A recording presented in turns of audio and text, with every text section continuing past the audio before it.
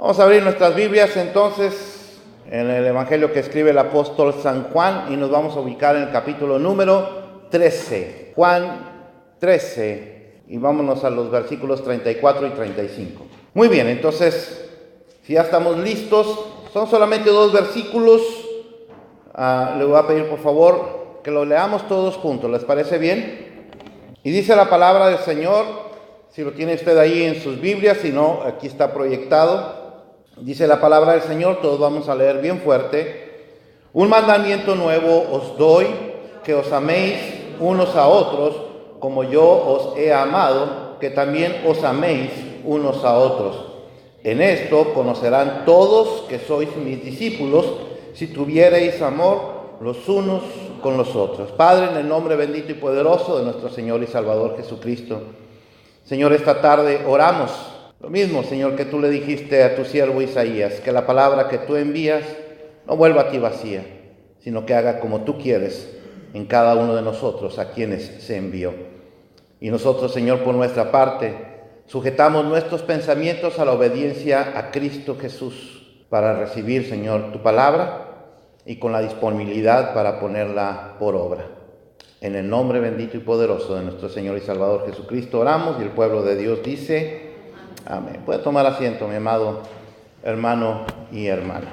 Hace un momento decía Gustavo, y creo que tiene toda la razón, decía Gustavo que el mundo no nos tiene que enseñar a nosotros cómo es el amor. Nosotros somos los que les tenemos que enseñar al mundo cómo es el amor, porque nosotros vivimos el amor de una manera muy especial. ¿Y cómo no lo vamos a vivir de una manera muy especial si es el amor de nuestro Señor el que está en nosotros? Entonces, la diferencia entre el amor que tenemos nosotros y el amor que tiene el mundo es Cristo. Y eso realmente que es una gran diferencia, no es cualquier cosa.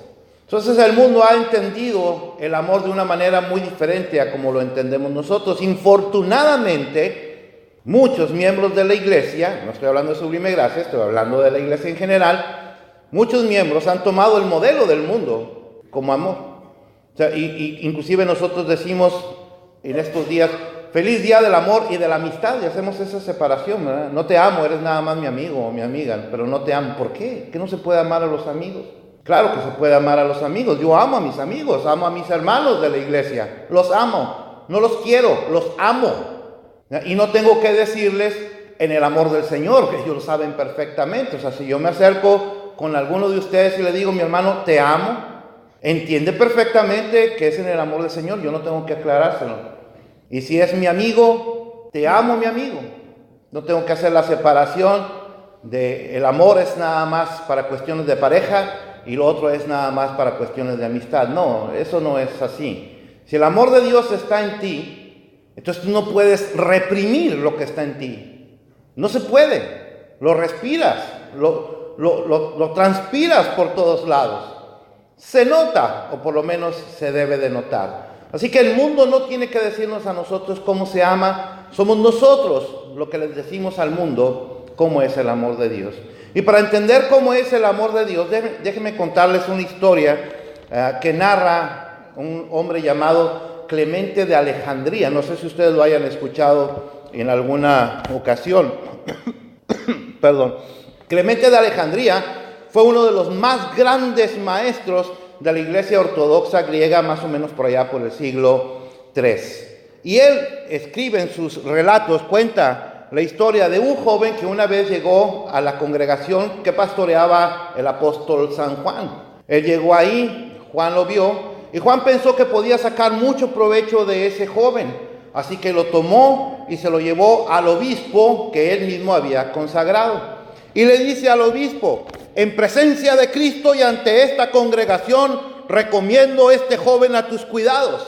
Le dijo eso al obispo. Entonces, de acuerdo con las recomendaciones del apóstol, el obispo toma a este muchacho, jovencito, Juan se tiene que ir, se va, y entonces él lo empieza a ministrar. El obispo empieza a ministrar al joven, lo empieza a guiar en las cosas del Señor, lo empieza a ministrar en las cosas del Señor. Este muchacho recibe a Cristo como su Salvador y al poco tiempo entonces es bautizado. Pero dice Clemente de Alejandría que cuando eso sucedió, cuando ya terminó de esa labor con ese joven al momento en que fue bautizado, dice Clemente de Alejandría que el obispo se empezó a alejar del muchacho, que ya no tenía las mismas atenciones para con él. Entonces este muchacho se empezó también a alejar de las cosas del Señor y se empezó a juntar con malas compañías, teniendo como resultado que se convirtió en un ladrón de caminos. Y entonces, al poco tiempo, regresa el apóstol Juan a la iglesia y le dice al obispo: devuélveme ahora el cargo. Fíjese cómo dice esto, porque esto es real, es una historia real. El apóstol Juan le dice al obispo: devuélveme ahora el cargo que Jesucristo y yo encomendamos a tus cuidados en presencia de tu iglesia. Entonces el obispo le contesta a Juan: lo siento, el joven ha muerto. Y le dice Juan: ¿cómo? ¿Cómo que se murió? ¿De qué se murió? Y le responde el obispo: él murió para Cristo, porque se convirtió en un ladrón de caminos. Esa fue la respuesta del obispo. Entonces Juan, al escuchar aquellas palabras, pide inmediatamente que le traigan un caballo y que le traigan un guía, y se lanza inmediatamente a las montañas en donde usualmente se escondían los ladrones de caminos. Y cuando va por las montañas, cuando llega a su destino, entonces efectivamente le salen los ladrones del camino y entonces lo agarran a él, lo toman prisionero, y Juan dice: para esto he venido, gritó Juan, llevadme con vosotros. Y entonces lo agarran y se lo llevan. Y cuando llegan a la guarida de los ladrones, el joven estaba ahí. Y cuando vio a Juan, se llenó tanto de vergüenza que quiso huir, se quiso ir de ahí. Pero entonces el apóstol le grita a este muchacho, le dice: muchacho, ¿por qué huyes de mí, tu padre, un viejo y sin armas? Siempre hay tiempo para el arrepentimiento. Yo responderé por ti ante mi Señor Jesucristo y estoy dispuesto a dar la vida por tu salvación. Es Cristo quien me envía, le dijo Juan a este joven. El joven, al escuchar entonces estas palabras, se quedó inmóvil. El hermano Edmundo diría impávido, estupefacto. Se quedó así, paralizado, diríamos nosotros, nada más, en su sitio. Bajó la cabeza, se puso a llorar, se acerca con Juan y le pide una segunda oportunidad. Y dice Clemente de Alejandría que Juan no se fue de ahí hasta que este muchacho se reconcilió nuevamente con el Señor. Esto es amor, esto es verdadero amor.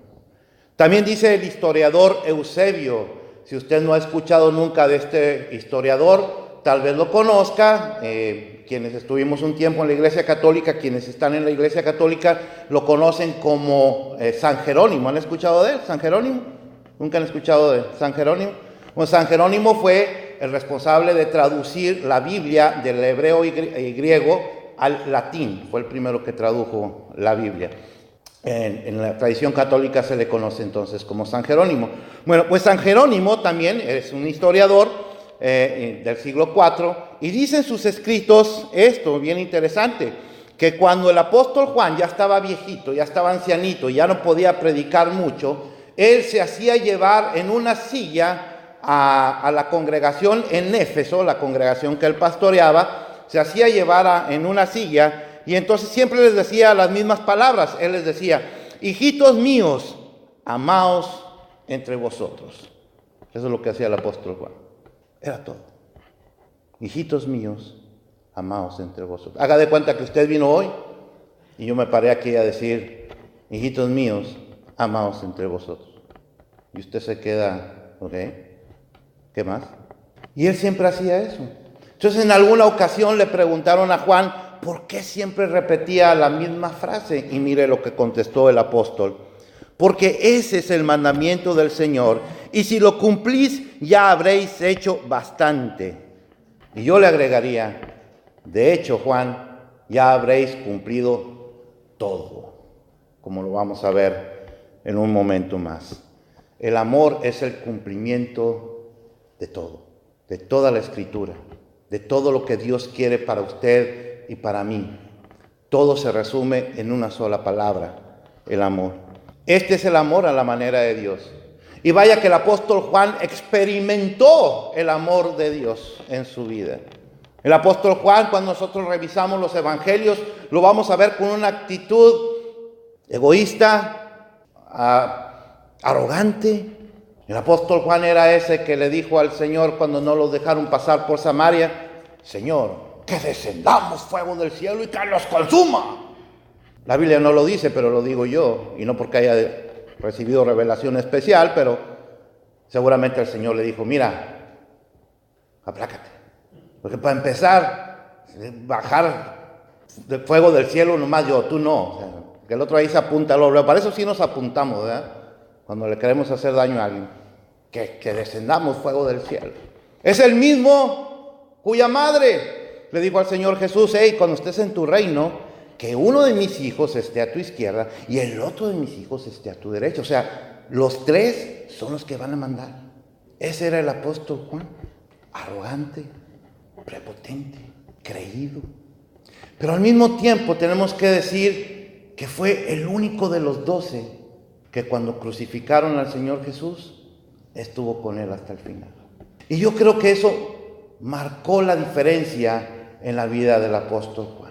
Porque él nunca se alejó del Señor. Él mismo se autodice que era el discípulo amado del Señor Jesús. Como si Jesús no quisiera a los otros 11. Pero es que él se sentía así, como el consentido, el amado del Señor Jesús. El Señor transformó su corazón. Y de ser ese hombre arrogante, prepotente, egoísta, se convierte entonces en el evangelista del amor. Juan pronuncia más veces la palabra amor, amar, amaos, más veces él en sus escritos que todos los autores de la Biblia juntos. Más veces Juan. Porque Juan realmente experimentó el amor de Dios, el amor de Cristo Jesús, y lo reflejó. ¿Y cómo es ese amor del Señor Jesucristo?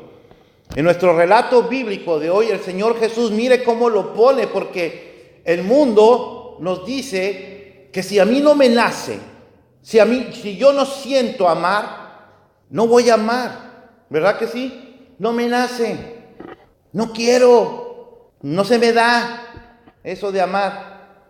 Eso es el mundo.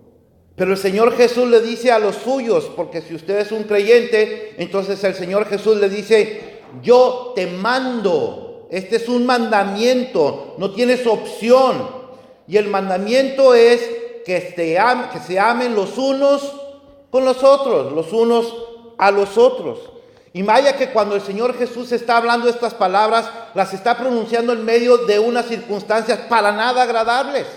Nada agradable. Si usted se fija en el contexto de este capítulo número 13, usted va a ver que estas palabras las dice el Señor Jesús cuando acaba de realizar lo que conocemos como la última cena, o la cena de comunión, o la cena de Pascua. El Señor Jesús está pronunciando estas palabras. El Señor Jesús sabe que en unos momentos más, en unas horas más, Él va a ser apresado, va a ser juzgado y va a ser sentenciado en un juicio por demás vil, perverso, ilegal, totalmente ilegal. Y Él lo sabe, Él sabe que viene a eso. Y por si fuera poco, los 4 evangelistas nos relatan que ese día, jueves en la noche, el Señor Jesús anuncia la traición de uno de sus amigos, uno que se decía discípulo, uno que siguió al Señor Jesús por 3 años. No se le despegó, pero lo siguió por los motivos equivocados. Y ahora ese, entre comillas, amigo, lo acaba de vender. Y al Señor Jesús lo van a matar. Pero el Señor Jesús, lejos de estar temeroso por eso, lejos de querer huir, Él está preparando a sus discípulos. Y les está diciendo, antes de irse, antes de que lo maten, les está diciendo, un mandamiento nuevo les voy a dejar. ¿Cuál, Señor Jesús? ¿Que te defendamos? ¿Que cuando venga la guardia nosotros nos pongamos al frente? No.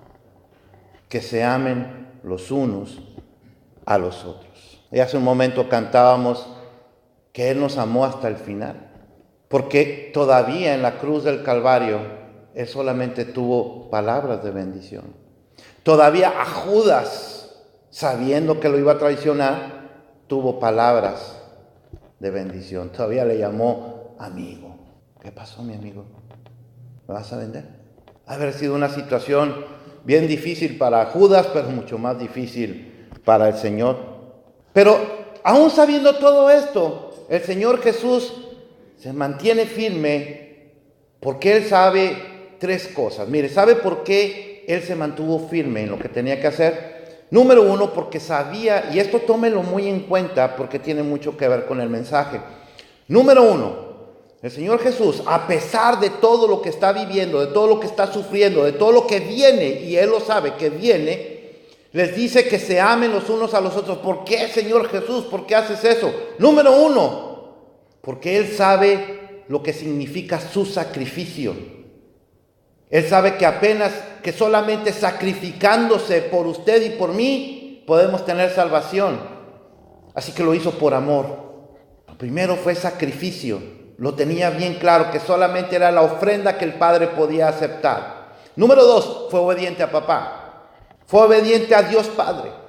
Dios Padre le dijo que eso tenía que hacer y el Hijo lo hizo. Y en tercer lugar, porque el Señor Jesús, y lo he predicado muchas veces, siempre aprovechaba cualquier situación, cualquier circunstancia para dejar una enseñanza. Por esas tres razones el Señor Jesús, al ver todo esto, la Santa Cena, y Él lavó los pies de los discípulos y después anuncia la traición de Judas, deja en ellos un mandamiento nuevo. Y ese mandamiento es que se amen los unos a los otros. El amor es súper importante para el Señor Jesús. Eso es lo que Él quiere dejar antes de irse. Y alguien me va a decir, no, pastor, no es cierto. Lo que el Señor Jesús quiere dejar antes de irse está en Mateo capítulo 28, que es ir a ser discípulos, bautizándolos en el nombre del Padre, del Hijo y del Espíritu Santo. Y yo le diría a esa persona, tienes toda la razón. Pero si el amor de Dios no está en ti, no lo vas a hacer. Así que el amor es el motor que nos impulsa, el motor que nos mueve, el motor que nos levanta, el motor que nos motiva, el motor que nos alienta, es el amor. Por eso el Señor lo pone como el más grande de todos los mandamientos de la ley de Dios. El más grande. Usted se acuerda que a Él le preguntaron, Señor, ¿cuál es el más grande mandamiento de la ley de Dios? Y Él, ¿qué dijo? Amar a Dios. Y el segundo dijo, amar a tu prójimo. O sea, Él lo que está diciendo, el más grande mandamiento es el amor. El amor. Y note usted que cuando el Señor dijo, el segundo es semejante al primero, la palabra semejante significa lo mismo, idéntico, a la par. Eso es lo que significa. O sea, el segundo mandamiento es tan importante como el primero. El segundo mandamiento no se puede dar si no se da el primero. Y el primero es imposible que se dé si no hay el segundo como muestra. Entonces, ¿cuál es el más grande mandamiento de la ley de Dios? Amor. El amor. Por eso es tan importante. El amor nos hace obedientes. El amor es ese motor que hace que nosotros cumplamos, obedezcamos en ese llamado que el Señor nos hace de ser bautizados. El amor es el que nos impulsa para ser obedientes, para ofrendar, para diezmar. Si alguno de aquí diezma u ofrenda por obligación, déjeme decirle que Dios no se agrada de eso, porque Dios no necesita su dinero. Y que no se trata, como decía en la mañana, en la otra iglesia, no se trata de cuánto des, sino de cómo lo das. Es cuestión de actitud. El apóstol Pablo dice que Dios ama ¿a quién? Al dador alegre. Dios ama al dador alegre. O sea, en una iglesia es posible que alguien ofrende, diezme, sirva sin amor. Sí, sí es posible. Y tristemente se da. Por eso el apóstol Pablo, si usted va a 1 Corintios capítulo 13, versículos 1 al 13, usted va a ver ahí el capítulo que se llama el capítulo del amor, en donde el apóstol Pablo nos está enseñando que no importa cuánto tengo, si no tengo amor, no soy nada. No importa. No importa cuánto haga, si no tengo amor, nada soy. Eso es lo que dice el apóstol Pablo. Y cuando nosotros vemos ese capítulo, a mí me llama mucho la atención que el apóstol Pablo no está hablando de cosas frívolas, no está hablando de cosas sin sentido, no está hablando de cosas vanas. El apóstol Pablo, fíjese de lo que está hablando del don de profecía, está hablando del don de repartimiento, está hablando del conocimiento, está hablando de la fe, e inclusive está hablando de la muerte, de dar la vida. Pero dice él, pero si no tengo amor, de nada sirve todo eso. Entonces, muchas personas en la iglesia sí, cumplen con un montón de cosas, pero es eso, cumplen entre comillas, no lo están haciendo por amor. Y Dios se goza en el amor de las personas, como se gozó con aquella viuda que solamente tenía 2 blancas y las entregó en el templo. Y el Señor Jesús dijo, ella dio más o menos que los demás. ¿Cuánto dio? ¿Cuánto dijo el Señor? Ella dio más que los demás. ¿Por qué? Porque ella dio lo que tenía, pero los otros dieron lo que les sobraba. ¿Por qué el Señor? Muchas veces se hace un gran debate de por qué el Señor aceptó la ofrenda de Abel, pero no aceptó la de Caín. Y hacen un gran debate teológico en este sentido. Yo he escuchado unos grandes debates teológicos en ese sentido.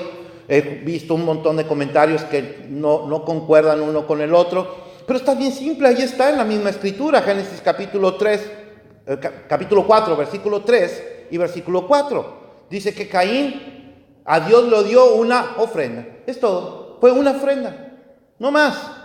Pero la de Abel dice que era los primogénitos. Y no nomás era que eran los primogénitos, era lo más gorditos. Siempre los más gorditos somos los más bonitos. Sí, siempre. Y los preferidos de Dios. Lo siento, póngase a comer más, hermano. Esa es la diferencia entre la ofrenda de Abel y la ofrenda de Caín. La de Caín era una ofrenda, no más, una ofrenda. Pero la de Abel era lo mejor. Dios se agrada cuando nosotros le damos lo mejor, porque lo estamos haciendo con amor. Y eso es lo que bendice el Señor. Así que nosotros encontramos aquí, en el amor del Señor Jesús, 3 elementos que son necesarios para que nosotros podamos decir que realmente amamos como el Señor Jesús. Yo le decía hace un momento, número 1, porque Él sabía lo que su sacrificio significaba. Número 2, porque fue obediente a su Padre. Y número 3, porque siempre aprovecha cualquier oportunidad para enseñar. Esos son los 3 elementos del amor. ¿Sabe usted eso? Sacrificio. Un amor sin sacrificio no es amor. Pero el mundo no, el mundo enseña que yo me debo de deleitar, que yo debo de recibir. Y gran parte de la iglesia cree eso, o una parte de la iglesia cree eso. Yo estoy para que me den. No, es sacrificio. ¿Quién te dijo que el amor era para que te hagan feliz? Es para que tú hagas feliz a otro. Por eso los matrimonios fracasan. Porque el hombre está esperando que la mujer lo haga feliz, la mujer está esperando que el hombre le haga feliz. Y resulta que ninguno de los dos se hizo porque se quedaron esperando el uno al otro. Pero el amor es yo hacer feliz a ella. Yo hago feliz a Susi. Si Susi no me hace feliz a mí, se va a meter en un problema con el Señor. Y de hecho se está metiendo. No es cierto. No es cierto. Sí, se me salió. Pero ese es el amor. Es yo hacer feliz al otro. Ese es el significado del amor. Entonces tiene que haber esos 3 elementos. Sacrificio, obediencia. Porque si Dios dice que es un mandamiento, los mandamientos de Dios no se cuestionan, déjeme decirle. Y si usted se pone a cuestionar los mandamientos de Dios, le va a ir como al pobre Jonás. Y no me gustaría verlo ahí 3 días en la panza de un pez. Y después tener que escribir un libro más en la Biblia, Primera del Mundo, ¿verdad? No, por desobediente, ¿verdad? No. Y lo tercero es servicio. El amor es servicio. Y esos 3 elementos se presentan en el testimonio de nuestro Señor Jesucristo cuando nos muestra el significado del amor. El apóstol Pablo dice que un día todas estas cosas van a dejar de ser, pero que el amor nunca va a dejar de ser. Y al final del capítulo 13 de la primera carta a los Corintios, en el versículo 13 del capítulo 13, el apóstol Pablo habla de 3 cosas que los creyentes debemos desarrollar. Dice fe, esperanza y amor. Y dice que el mayor de todos ellos es la fe, ¿no? La esperanza, ¿no? ¿Qué es el mayor de todos ellos? El amor. Y tiene razón el buen apóstol.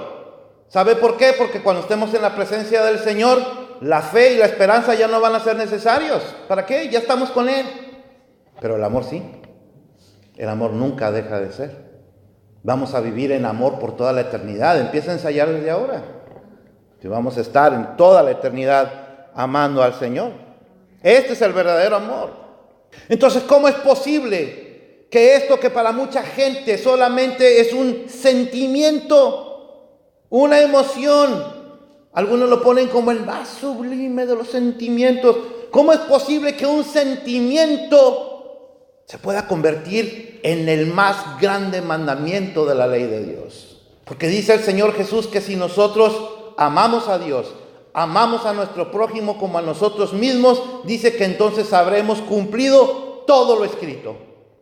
Hay quien dice, oye, es que yo no quiero ser cristiano porque es bien difícil ustedes, es un montón de reglas que tienen ahí. No toman, no fuman, no bailan, no. Ponen pura cosa como si fuera algo malo. Pero no, es que no conocen del amor de Dios que lo llena todo. Lo llena absolutamente todo. Entonces, ¿cómo es posible que para ellos no pueden entender ellos que eso se convierta en el más grande mandamiento? No pueden entenderlo. Pero es por lo que conlleva el significado del mandamiento, la orden que el Señor Jesús da. Así que nos estamos dando cuenta de por qué esto que muchos llaman sentimiento no es tal, sino que es el más grande de los mandamientos. Y dice el Señor Jesús, de regreso en nuestro capítulo, en el versículo 35, dice, en esto conocerán todos que sois mis discípulos, si diezman, si ofrendan, si vienen a la iglesia, si se visten de tal o cual manera, si hablan de tal o cual manera. Eso dice, si tuvierais amor, tan simple, pero tan profundo, tan fácil, pero a la vez tan difícil para muchos. El amor es lo que nos distingue a nosotros como discípulos del Señor. Y quiero enfatizar muy bien lo que significa la palabra discípulo, mathetes en griego, por si lo quieren anotar ahí, mathetes con TH. Porque esta palabra significa alumno, aprendiz o estudiante. Eso es lo que significa. ¿Y por qué quiero decir esto? Bueno, porque la iglesia, ¿usted está de acuerdo que todos los discípulos son creyentes? ¿Sí? Todos. Pero déjeme le digo que no todos los creyentes son discípulos. Tristemente. No todos los creyentes son discípulos. Y alguien va a decir, no, pastor, eso no es cierto. Bueno, otra vez, ¿qué es lo que significa la palabra discípulo? Alumno, aprendiz, estudiante. ¿Y dónde estudia un alumno? ¿Y qué es la iglesia? Entonces no todos son discípulos. Son creyentes, pero no son discípulos. Un discípulo sigue a su Señor, ¿verdad que sí? Hace lo que hace su Señor, ¿verdad que sí? En la iglesia todos diezman. No estoy hablando de sublime gracia, sobran los diezmos. Amén, gracias hermana Susi, gracias. En sublime gracia sobran los diezmos y sobran las ofrendas. Amén. Pero estoy hablando de la iglesia en general. Toda la iglesia de Jesucristo diezma. ¿Toda la iglesia del Señor Jesucristo ora? No. ¿Toda la iglesia del Señor Jesucristo lee la palabra? No. ¿Estudia la palabra? No. ¿Participa en la iglesia? No. Entonces no toda la iglesia del Señor Jesucristo es discípula del Señor Jesús. Son creyentes, pero no discípulos. Y el llamado del Señor Jesús en Mateo capítulo 28 es hacer discípulos. No creyentes nada más, discípulos. Entonces el Señor Jesús está dejando bien claro eso. Si ustedes son mis discípulos, Si en verdad son mis discípulos, entonces ámense unos a los otros, porque esa es la manera en que el mundo va a saber que ustedes son míos, vienen de mí. ¿Usted cree eso? ¿Sí? Dice el Señor Jesús, Juan capítulo 14, versículo 15, si me amáis, guardad. Y nos acaba de mandar, ¿qué cosa? Que nos amemos los unos a los otros. Y en Juan 15:10 dice que cuando somos obedientes, entonces nosotros permanecemos en su amor. En su amor.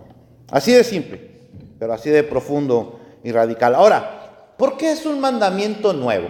Yo me puse a pensar esto. ¿Usted no se ha puesto a pensar en eso? ¿Por qué es un mandamiento nuevo?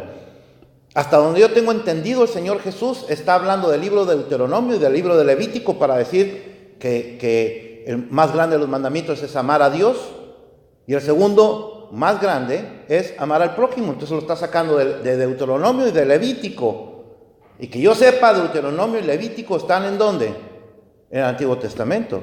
Y se escribieron muchísimos años antes de la venida del Señor Jesús.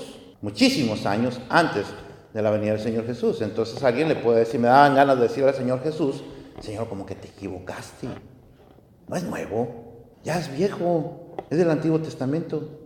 Y luego, para acabarla, de hacerla difícil, el apóstol Juan escribe, y ahí está en primera de Juan capítulo 2, versículos 7 y 8, dice, hermanos, no os escribo mandamiento nuevo, sino el mandamiento antiguo que habéis tenido desde el principio. Este mandamiento antiguo es la palabra que habéis oído desde el principio. Y uno dice, ¿ves, Señor Jesús? Tu siervo Juan tiene razón. No es un mandamiento nuevo. Es un mandamiento antiguo, te equivocaste. Pero no, Juan continúa. Y entonces dice Juan, sin embargo, os escribo un mandamiento nuevo, que es verdadero en él y en vosotros, porque las tinieblas van pasando y la luz verdadera ya alumbra. Juan, decídete, ¿el mandamiento es viejo o es nuevo? ¿Algo puede ser viejo y nuevo al mismo tiempo? ¿Qué piensan ustedes? ¿Verdad que no? No se puede ser nuevo o viejo al mismo tiempo, pero algo que me encanta de Juan, por eso a Juan le hicieron muy bien en llamarle el apóstol del amor. Entendió perfectamente lo que el Señor Jesús le está diciendo. Siempre recuerde que ellos están hablando en un idioma que no es el nuestro, que la Biblia está escrita en un idioma, particularmente el Nuevo Testamento, está escrito en un idioma que no es el nuestro y que difícilmente tenemos acceso muchos de nosotros. Tenemos más acceso al inglés y cosas por el estilo, pero este es griego. Entonces en griego existen dos palabras para decir nuevo. Una que es neos. Y esa palabra significa algo nuevo que nunca antes había existido. Es nuevo porque nunca existió. Neos. Pero hay otra palabra que es kainos. Y esa palabra kainos se refiere más bien como a una renovación. Si usted va, por ejemplo, a la carta que escribe el apóstol San Pablo en los Romanos capítulo 12, versículo 2, usted va a encontrar que dice, no os conforméis a este siglo, sino transformados por medio de la ¿qué? Renovación de vuestro entendimiento, y está usando esta misma palabra kainos. Y dice que cuando nuestro entendimiento es renovado, entonces es cuando nosotros podemos entender cuál es la voluntad de Dios. La buena voluntad de Dios, agradable y perfecta. Y es la misma palabra que utiliza también el apóstol Pablo, el mismo apóstol Pablo en 2 Corintios capítulo 5, versículo 17, todos no lo sabemos, cuando dice que si alguno está en Cristo, nueva criatura es. Las cosas viejas pasaron, he aquí, todas son hechas nuevas. Esa palabra nueva 2 veces está utilizando kainos. Entonces, ¿qué es lo que Juan entiende con esto? ¿Y qué es lo que el Señor Jesús les está diciendo a sus discípulos? Lo que les está diciendo es que el mandamiento del amor es antiguo. Es muy antiguo, es desde el Antiguo Testamento, muchos años antes. Pero que es nuevo porque necesita renovarse. Porque los judíos lo habían entendido, lo habían malentendido y lo habían corrompido. Y déjeme le digo algo, en nuestra sociedad moderna está más corrompido que antes. Nunca como ahora está tan corrompido el tema del amor. Entonces el Señor Jesús nos está diciendo que tiene que haber un renuevo, y en ese renuevo nosotros somos los llamados para iniciarlo. Por eso dice, entonces van a saber que son mis discípulos, si se aman los unos a los otros. Y este es el mandamiento nuevo que les estoy dando, el mandamiento de la renovación. Renueven el amor. Necesitan renovar el amor, necesitan mostrar al mundo cómo es el amor de Dios, no cómo es el amor del mundo. Porque ya el amor del mundo ya nos invadió. Estamos invadidos del amor del mundo. Y por eso las iglesias se corrompen. Porque decimos que amamos, pero no estamos amando a la manera de Dios. En conclusión, ¿por qué entonces algo que para mucha gente es solamente un sentimiento o una emoción se convierte en el más grande de los mandamientos? Se lo voy a responder de esta forma rápida, simple y sencilla y rápida. Porque el amor transforma, y el mundo lo que necesita es transformación. El amor de Dios fue el que transformó la vida de Juan, transformó la vida de Pablo, transformó la vida de Pedro, transformó la vida de millones y millones de mártires en el mundo. Transformó su vida y está transformando la mía. Una canción de los años 60, yo no sé si ustedes se acuerdan, probablemente el hermano Edmundo y el hermano Hugo se acuerdan. Una canción de los años 60 decía, todo lo que el mundo necesita, no, todo lo que tú necesitas es, all you need is love. ¿Se acuerdan? No es un himno para los que somos más espirituales, pero le salió el carnal, hermano, pero bueno.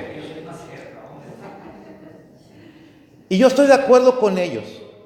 Estoy de acuerdo con ese grupo que decía, todo lo que necesitas es amor. Pero el amor a la manera de Dios, no el amor como ellos lo entienden. El amor que es realmente sacrificio. El amor que es servicio. El amor que es obediencia. Ese es el amor a la manera de Dios. El amor de Cristo hizo posible que personas como Juan, como Pablo, como Pedro, como usted y como yo, seamos transformados y sigamos siendo transformados a la imagen gloriosa del Señor Jesucristo. Y en estos días que nosotros estamos celebrando el amor, nosotros estamos llamados a mostrar el amor a la manera de Dios, mostrando el verdadero significado del amor.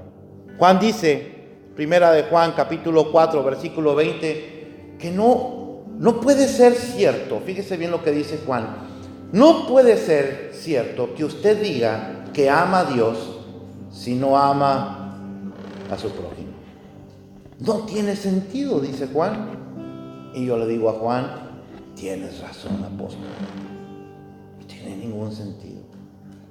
Dice Juan, porque ¿cómo puedes amar a Dios a quien no ves y no amar a tu prójimo a quien sí ves? Y tu prójimo necesita del amor de Dios, pero está tan cerrado en su mente que no lo puede ver. Entonces es cuando el Señor te usa a ti para que le muestres el amor de Cristo en acción. En acción, no solo con palabras, sino en acción. Ese es el amor que estamos usted y yo llamados por orden del Señor para practicar. Es el amor verdadero. Es el que nos mueve a hacer las cosas correctas para Dios. Es el que nos lleva a amar aunque no nos amen. El que nos lleva a servir aunque nadie nos sirva. El que nos lleva a estar con el afligido y necesitado aunque nosotros seamos olvidados. Es el amor que hace la diferencia. Hace un momento me llenaba de orgullo y satisfacción en el Señor escuchar un testimonio que me encantó. Muy simple, pero muy de acuerdo con lo que estamos hablando. Y me decía, pastor, en mi lugar de trabajo, una persona me dijo, mi esposo regularmente me trae una malteada, no sé qué es, un smoothie, algo así. Me lleva a mi esposo. Y sabiendo esto, una compañera me dice, oye, la próxima vez que me traiga a mí también. Pero resulta que esta mujer había traído tamales y no le había dado ninguno. No le dio ninguno. Y el primer pensamiento que le vino a la mente fue: ¿y por qué le tengo que decir a mi esposo que te traiga algo si tú no me das nada? Ese fue el primer pensamiento. Y dice: pero después me acordé que mi pastor me dice que yo debo hacer la diferencia. Y se puso tan feliz esta mujer cuando le llevé su refresco, su fruta. ¿Y cómo te sentiste tú?, le dije. Dijo: me sentí feliz también. Eso es mostrar amor. Aunque nadie nos muestre a nosotros. Aunque nadie nos traiga fruta. Aunque nadie nos traiga un regalo. Pero nosotros sí estemos pensando en regalar. Aunque nadie esté con nosotros cuando más les necesitamos, pero nosotros sí estamos cuando más nos necesitan. Porque si al Señor Jesús se lo hicieron, ¿qué puede esperar usted? ¿Y qué puedo esperar yo? Y si el Señor Jesús, aún estando allí, tuvo amor hasta el final y lo sigue teniendo el día de hoy, ¿por qué nosotros no? Si somos en realidad creyentes, seguidores del Señor Jesús. Porque nuestra felicidad, yo espero que lo podamos entender nosotros, y de eso voy a predicar la próxima semana. Nuestra felicidad no debe estar centrada en lo que otros hagan por nosotros. Nuestra felicidad no debe estar dependiendo de si tuviera dinero, si tuviera una casa, si tuviera un carro, si tuviera mejor ropa, si mi marido fuera mejor, si mi esposa fuera mejor. Nuestra felicidad no puede estar dependiendo de eso. Porque si su felicidad depende de eso, significa que entonces Dios no es suficiente. Y ese es un pecado. Si usted le confió su vida a Jesucristo, se la confió completita, no en partes. Y Él ha prometido hacerle feliz. Él puede llenar su vida de felicidad aún con que atravesemos los duros momentos que Él nos dijo que íbamos a atravesar. En el mundo tendréis aflicción, pero confiad, yo ya vencí al mundo, dice el Señor. Este es el amor a la manera de Dios. Y este es el amor que el Señor espera en cada uno de nosotros. ¿Cuántos dicen amén? Vamos a alabar al Señor.